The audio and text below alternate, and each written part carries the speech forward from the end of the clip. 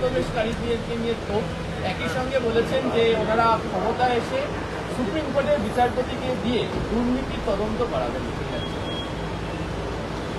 যাকে পাশে বসিয়ে বলতে সেই তো সক্রিয় দুর্নীতি করছে।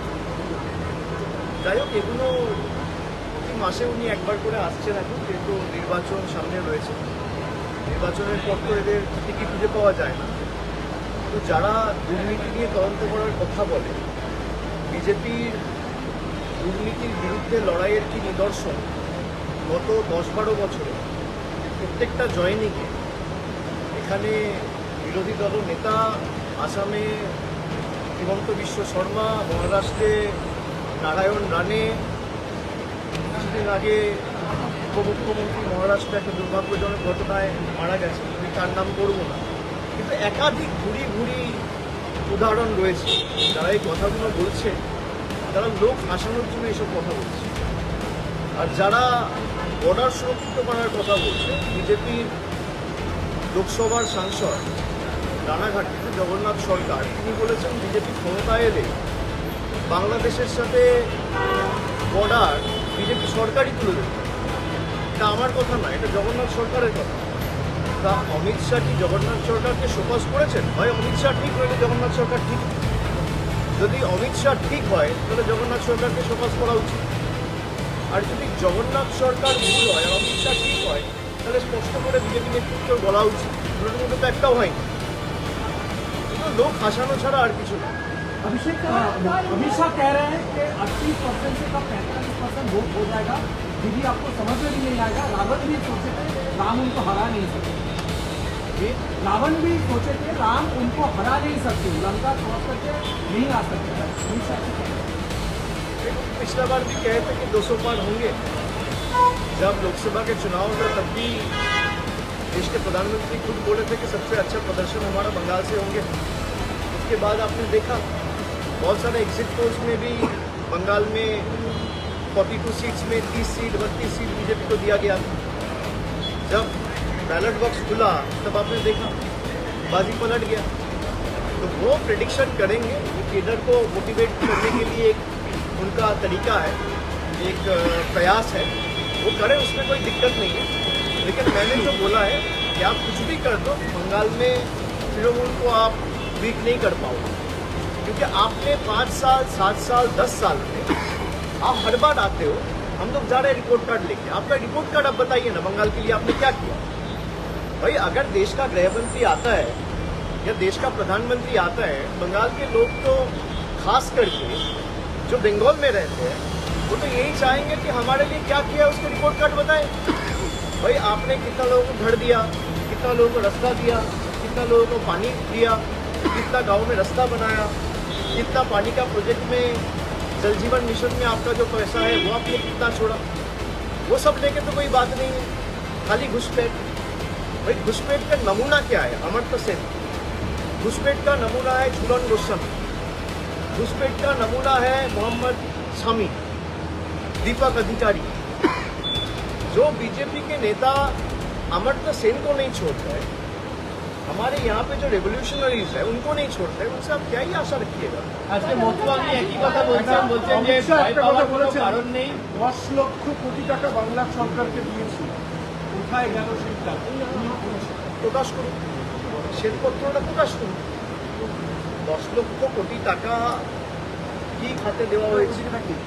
আর গত 10 বছরে বিশেষ করে বিজেপি যবে থেকে ক্ষমতায় এসেছে 2014 থেকে 2012 বছরে বাংলা থেকে তারা কত টাকা নিয়ে গেছে। আমি 7 বছরের একটা পরিসংখ্যান আপনাদের দিয়েছি। সেখানে আমি মানে অর্থবর্ষ ভেঙে ফিনান্সিয়াল ইয়ার ধরে আপনাদের বলেছি যে গত 7 বছরে বিজেপি বাংলার মাটি থেকে ডাইরেক্ট এবং ইনডাইরেক্ট ট্যাক্সের মাধ্যমে, ইনকাম ট্যাক্স জিএসটির মাধ্যমে আমাদের বাংলা থেকে খালি 6.5 লক্ষ কোটি টাকা নিয়ে গেছে। আমি তো তথ্য পরিসংখ্যান সামনে রেখেছি। আপনি কোথায় কত টাকা দিয়েছে, আর 2021 নির্বাচনে আপনি হারার পর বাংলার কটা লোককে বাড়ি দিয়েছেন, কটা গ্রামীণ রাস্তা করেছেন, আর কটা 100 দিনের জব কার্ড হোল্ডারের ডাইরেক্ট ব্যাংক অ্যাকাউন্ট করে আপনি ব্যাংক অ্যাকাউন্ট ট্রান্সফার করে তাদের অ্যাকাউন্টে টাকা পৌঁছেছেন। আপনি শ্বেতপত্রটা প্রকাশ করুন। 10 লক্ষ কোটি না, আমি বলছি 5 বছরে এই 3-4টে কাজ যেটা বললাম, 10 পয়সার হিসাব বিজেপি। তারা 10 লক্ষ কোটি টাকা বলছে। তো আমি 10 পয়সার হিসাব চাইছি যে 21 থেকে 26 আপনি কটা 100 দিনের জব কার্ড হোল্ডারকে, যারা আবাস যোজনার প্রকৃত প্রাপক, অ্যাকচুয়াল বেনিফিশিয়ারি, যাদের আবাস প্লাস তালিকায় নাম ছিল, কজনকে ক পয়সা দিয়েছেন? 60% টাকা দেওয়ার কথা কেন্দ্র। আপনি গ্রামীণ রাস্তায় ক পয়সা দিয়েছেন গত 4-5 বছর? আপনি আবাসে কত টাকা দিয়েছেন গত 4-5 বছর? তালিকা প্রকাশ করুন। মানুষের জলের টাকা এরা আটকে রাখে। জল জীবন মিশনে প্রায় 2525 কোটি টাকা এই বছরে আটকে রেখেছে, জল দেয় না। এসআইআর কে বিরোধ দেখান, এসআইআর হবে, নিয়ম মেনেই হবে, এবং মতুয়াকে আপনারা ভয় দেখানোর চেষ্টা করছেন। তাদের ভয় পাওয়ার কোনো কারণ নেই। একই রেফারেন্সে দুটো কথা উল্লেখ করছেন। আরে ওদের নেতারাই তো বলেছে মতুয়া ভাইদের যদি নাম বাদ দেয় বাদ দেবে। তৃণমূলকে আক্রমণ না করে বিজেপি আগে ডিসিপ্লিনারি অ্যাকশন, যে বিজেপির সাংসদরা মতুয়ার বিরুদ্ধে কথা বলে, মতুয়াকে ভয় দেখাচ্ছে কে? শান্তনু ঠাকুর, অসীম সরকার। বাংলায় কে বলেছিল এসআইআর ঘোষণা হওয়ার আগে যে 1 কোটি লোকের নাম বাদ যাবে? তা মানুষকে ভয় দেখাচ্ছে কে? তৃণমূল তো বলেনি। বিজেপির নেতারাই তো বলেছে 1 কোটি লোকের নাম বাদ যাবে। বিজেপির নেতারাই তো বলেছে ড্রাফট লিস্ট পাবলিশ হওয়ার পর দেখবেন সংখ্যাটা যখন অ্যাকচুয়াল বেরোবে, ফাইনাল ভোটার লিস্টে 1 কোটি নামই বাদ যাবে। বিজেপি তো টার্গেট সেট করে দিচ্ছে ইলেকশন কমিশনের জন্য। এরা কিভাবে কথা বলে? এরা তৃণমূলকে আক্রমণ করছে, মতুয়া ভাইদের ভয় দেখিয়েছে কে? কেউ বলেছে 1 লক্ষ নাম বাদ গেলে বাদ যাবে, কেউ বলেছে 5 লক্ষ মতুয়া ভাইদের নাম বাদ গেলে বাদ যাবে, কেউ বলছে 1 কোটি বাঙালির নাম বাদ যাবে। যারা আমাদের রোহিঙ্গা বাংলাদেশি বলে দাগিয়ে দিয়েছিল, আজকে ড্রাফট লিস্ট থেকে যে 58 লক্ষ লোকের নাম বাদ গেছে, তাদের মধ্যে কতজন রোহিঙ্গা আর কতজন বাংলাদেশি? আজকে তো 1 মাস হলো। আমি 31শে ডিসেম্বর দিল্লিতে গেছিলাম নির্বাচন কমিশনের সাথে বৈঠক করতে। আমরা দাবি রেখেছিলাম 1 মাসের মধ্যে প্রকাশ করেছে যে কজন বাংলাদেশি এই বাংলায় ভোটার লিস্টে ছিল, কজন রোহিঙ্গা এই বাংলার ভোটার লিস্টে ছিল, ধরা পড়েছে। তালিকা কে প্রকাশ করবে? জায়গায় জায়গায় বাঙালিদের বাংলাদেশি বলে দাগিয়ে দিয়ে আমাদের ভাষা, আমাদের সংস্কৃতি, আমাদের কৃষ্টিকে অপমানিত করা, আমাদের ভাষাকে অস্বীকার করা, আমাদের মনীষীদের অপমান করা, এ তো বিজেপি করেছে। আপনি তৃণমূলের সাথে লড়ছেন। আপনি আমাকে গালাগালি দিন, মমতা বন্দ্যোপাধ্যায়কে গালাগালি দিন, তৃণমূলের যে কোনো লোককে দিন, আপনি বাংলার 10 কোটি মানুষকে লাইন দাঁড় করে দিচ্ছেন তৃণমূলের সাথে লড়তে না পেরে, জোর জবরদস্তি। সেই লজিক্যাল ডিসক্রিপেন্সির লিস্ট তো আলটিমেটলি সুপ্রিম কোর্টের হস্তক্ষেপের কারণে আপনাকে প্রকাশ করতে হলো। এখনো অনেক জায়গায় লিস্ট টাঙানো হয়নি। লিস্ট টাঙানোর দায়িত্ব ইলেকশন কমিশন। ইলেকশন কমিশন অনেক জায়গায় বলে দিচ্ছে মৌখিকভাবে আধার নেওয়া যাবে না। আরে যারা লজিক্যাল ডিসক্রিপেন্সির কেসে ডাকছেন তারা তো ম্যাপড, তাদের নাগরিকত্ব নিয়ে তো কোনো প্রশ্ন নেই। তাহলে আধারটাকে তো আপনাকে আইডেন্টিটি প্রুফ হিসেবে গণ্য করতে হবে, মান্যতা দিতে হবে। আপনি লজিক্যাল ডিসক্রিপেন্সিতে মৌখিকভাবে বলে দিচ্ছেন সিওর অফিস থেকে যে আধার অ্যাকসেপ্ট করা যাবে না, রাইটিং দিচ্ছেন না। কেননা যেই আপনি ইন রাইটিং লিখিতভাবে দেবেন সেটা সুপ্রিম কোর্টে চ্যালেঞ্জ হবে। আমরা তো এটাই প্রথম দিন থেকে বলে আসছি। যারা এসআইআর করে মানুষকে ভীত সন্ত্রস্ত, ভয় দেখাতে চেয়েছে, তারা আজকে বুঝতে পারছে যে এসআইআর করতে গিয়ে তাদের পায়ের তলার যেটুকু মাটি ছিল সেটুকু ছড়ে গেছে। বিজেপির যা ভোট শতাংশ ছিল, আগামী দিন দেখবেন কি অবস্থা হবে।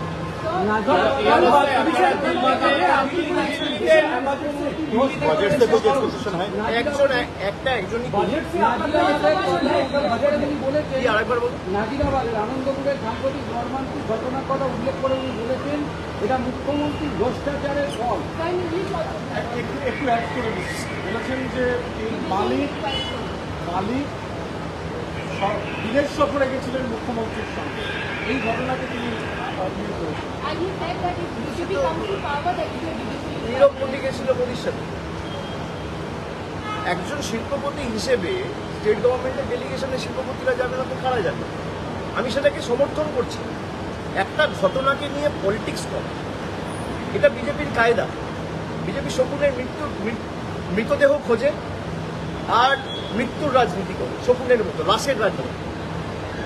আমি সংবাদ মাধ্যমকে অনুরোধ করবো যে আপনারা তো সমাজের চোখ কান হিসেবে কাজ করে, আপনারা সরকার সমাজের চোখ কান হিসেবে কাজ করে। কোথাও যদি একটা ভুল ত্রুটি হয়, আমাদের সকলকে ঐক্যবদ্ধ হয়ে সহযোগিতা করে একে অপরের সাথে যাতে এই ধরনের ঘটনার পুনরাবৃত্তি না হয়, আমাদের এটা সুনিশ্চিত করতে হবে।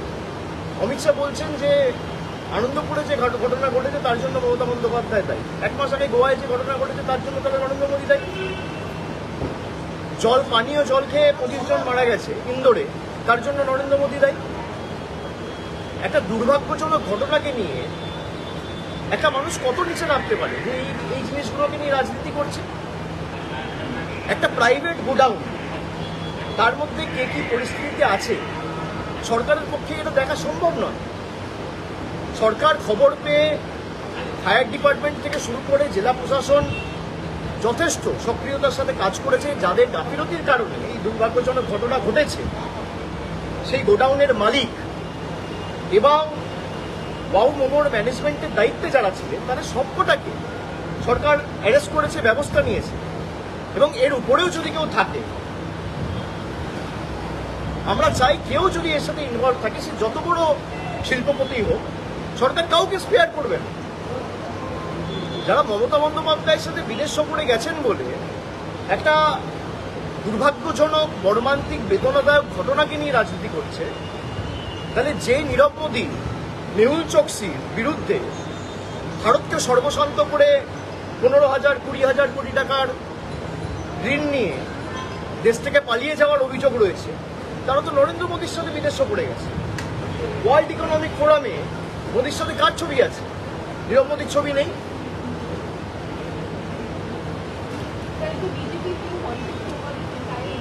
Definitely, BJP's politics is the politics of division, politics of hatred. And no one should politicize an unfortunate incident. Everyone, irrespective of their political differences, caste, creed and religion, should unite. And as responsible persons of the media, representatives of the media, I urge all of you to join hands and help the administration in making sure such incidents are not repeated in the future. Why will any political party politicize an unfortunate incident? If Mamata Banerjee is responsible for the death of 25 people in Anandapur, then the Prime Minister and the Home Minister is also responsible for the death of 140 people with regard to SIR. Because BJP wanted to implement SIR, they are the one who enforced SIR on the people of Bengal. 150 people died because of demonetization. Then they are also responsible for death of 150 people. More than 25 people died even a fortnight back in Indore by drinking contaminated water. Who is responsible for the death? When you're pointing one finger on other, you also have to understand that there are 3 fingers which are pointing towards yourself. So BJP should try and fight Trinamool on development, on political issues, rather than spreading their bigotry and propagating their message of hatred and divisiveness. And time and again I have said that Amit Shah is the most unsuccessful and failed Home Minister India has seen from the time we have gained independence. Abhishek, If you are having to implement SIR, only one person is responsible, that is Mr. Amit Shah, the Home Minister of this country. But how is someone entering our border if the border is secured and is being guarded by BSF, which comes under the purview and jurisdiction of the Home Ministry? The CISF comes under the purview and jurisdiction of the Home Ministry. How is coal pilferage taking place? Those collieries are being guarded by CISF. Who is responsible? You have the most unsuccessful Home Minister after independence that the country has ever seen. So rather than politicizing an unfortunate incident, try and extend help and make sure such incidents are not repeated. Government কোনোদিন একজনের বাড়িতে ঢুকে তার বাড়িতে শোয়ার ঘরের খাটটা ঠিক জায়গায় আছে কিনা, কিচেনের সিলিন্ডারটা ঠিক জায়গায় আছে কিনা, এটা ইনশোর করতে পারে না। একটা দুর্ভাগ্যজনক ঘটনা ঘটে যাওয়ার পর সরকার কি করে? যেমন আরজিকর ঘটনা নিয়ে অনেক তথ্য বিশেষ করে সমাজ মাধ্যমে অনেকে ছড়িয়েছে। পরবর্তীকালে যেটা কলকাতা পুলিশ 24 ঘন্টায় করেছে সেটা সিবিআইকে করতে 1 বছর লেগেছে। এবং দুদিন আগে আমি দেখলাম যে সিবিআইয়ের দায়িত্বে যিনি ছিল, আরজি কর ইনসিডেন্টে যিনি তদন্তের দায়িত্বে ছিল, তাকে পুরস্কার দেওয়া হয়েছে, প্রেসিডেন্টস মেডেল দেওয়া হয়েছে। তো এরা যে এইসব বিষয়গুলো নিয়ে স্পর্শকাতর বিষয়গুলো নিয়ে রাজনীতি করে, বিজেপিকে আমি বলবো যে আরজি করের পরে আমরা অপরাজিতা বিল এনেছি, যেখানে পারিপার্শ্বিক কোনো প্রমাণ যদি কোনো অভিযুক্তর বিরুদ্ধে থাকে, ট্রায়াল কমপ্লিট করে 50 দিনে তার ক্যাপিটাল পানিশমেন্ট হবে। সেই বিল আজকেও প্রেসিডেন্ট আটকে রেখেছে। কেন পাস করছে না? কেন সেই বিলে অ্যাসেন্ট দিচ্ছে না? কেন? আমরা তো ক্যাবিনেট থেকে পাস করিয়ে রাজ্যপালের কাছে বিল পাঠিয়ে দিয়েছি আজ থেকে প্রায় 1.5 বছর আগে। সেই বিল যদি পাস হয়, সব থেকে বিপদ হবে বিজেপি, সব থেকে বেশি বিপদ হবে বিজেপি। সব ধর্ষকগুলো বিজেপিতে। বিলকিস বানুর ধর্ষকদের যখন যারা বেলে ছাড়া পেয়ে বাইরে বেরোলো, এদেরকে মালা পরিয়ে বিজেপির গুজরাটের নেতারা বরণ করেছিল। এই দৃশ্য কি ভারতবর্ষের মানুষ ভুলে গেছে? যারা বিভাজনের রাজনীতি করে, গীতা পাঠ করতে গিয়ে এখানে ব্রিগেড প্যারেড গ্রাউন্ডে একজন পেটের দায়ে চিকেন প্যাটিস বিক্রি করছে বলে তাকে উদম মারা হয়েছিল, পুলিশ ব্যবস্থা নিয়েছিল এবং সেখানে অভিযুক্তরা বেল পাওয়ার পরে তাদেরকে সম্বর্ধনা দিয়ে উত্তরীয় পরিয়ে বিজেপির মঞ্চে ডেকে বরণ করা হয়েছে। সেই বিজেপির কাছে আমরা সমাজের সম্প্রীতি, উন্নয়ন, ডেভেলপমেন্টের গল্প শুনবো? আমার फाइट मिस हुई किस चीज का? बजट के लिए जा रहे हैं, पहले बजट पेश करें, उसके बाद I be speaking on the general budget.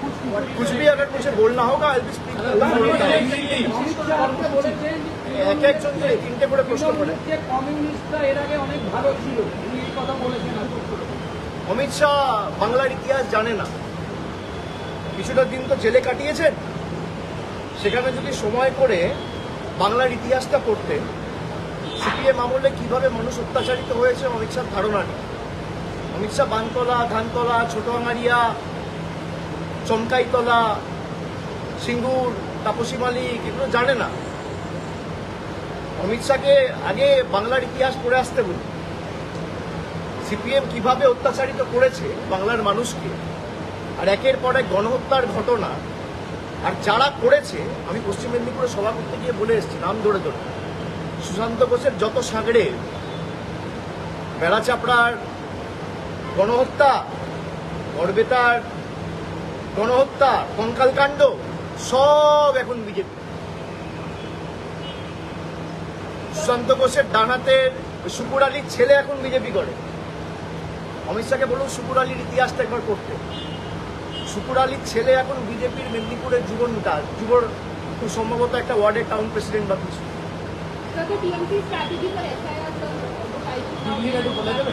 There is no strategy. We have tried to stand beside the people and extend every possible help that we have at our disposal. At the same time, we have been extremely vocal about SIR in the parliament. We are also taking it up legally. Trinamool Congress is the only party which has taken it up in the Supreme Court and filed a petition. We have also mentioned this last week and filed another intervening application bringing before the court how the Election Commission has been flouting the guidelines that has been laid in the last Supreme Court order. It is supposed to come up for hearing next week. We will continue to put our might and fight it both inside the court and inside the parliament and also on the ground. রওনা হয়েছেন যাদেরকে মৃত দেখানো হয়েছিল, বেঁচে আছে, আপনার সবার অধিকার আছে। কি হবে কর্মসূচিতে? আপনারা জানেন যে আগামীকাল মুখ্যমন্ত্রী দিল্লি যাবেন, তার নির্দিষ্ট কিছু কর্মসূচি রয়েছে। সেখানে আগামী 2 তারিখ নির্বাচন কমিশনের সাথে আমাদের বৈঠক রয়েছে। সেখানে 15 জনের একজন প্রতিনিধি দল যাবে মমতা বন্দ্যোপাধ্যায়ের নেতৃত্বে এবং খুব সম্ভবত বেলা 4টের সময় আমাদের মিটিং দেওয়া হয়েছে, মিটিংয়ের সময় দেওয়া হয়েছে, আমরা সেখানে যাব এবং পরবর্তী আমাদের দিল্লির কর্মসূচি যা হবে সেটা দিল্লিতেই ঘোষণা করা হবে।